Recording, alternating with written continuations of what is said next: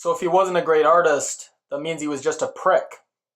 So my take on this movie is that while there was goodness there to be found, as a whole, it was a frustrating movie watching experience. Maybe that was part of the point. When the brothers are talking and they keep interrupting each other to finish each other's thoughts, but they keep finishing it wrong, and when they're called out on it, they say, oh yeah, that's what I meant instead. It's very good, and when the brothers develop a relationship towards the end, it is heartwarming and you do enjoy it. And there's this great moment when Matthew, the successful brother, is yelling at Danny, the unsuccessful one, saying, Dad never tells me about my success. He never praises it. And Danny, the unsuccessful one, is like, no, he tells me about your success all the time.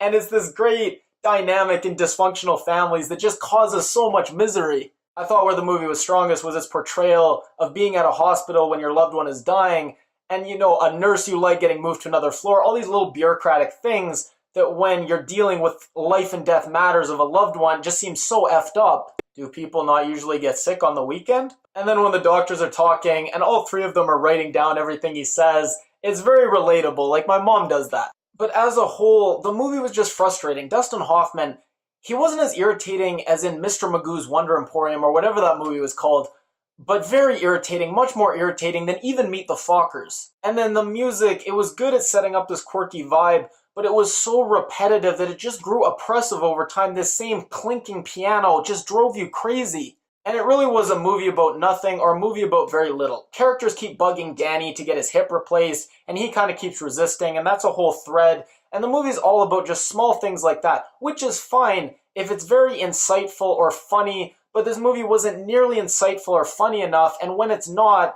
a movie about nothing just becomes a movie about nothing. So if you love movies about neurotic New York families and pretentious artists, you'll probably like this movie, but if you're just the average moviegoer, I just can't recommend this one. If you like this review, please give it a thumbs up. If you haven't already, click my face to subscribe, and if you leave a comment, I'll read it and reply.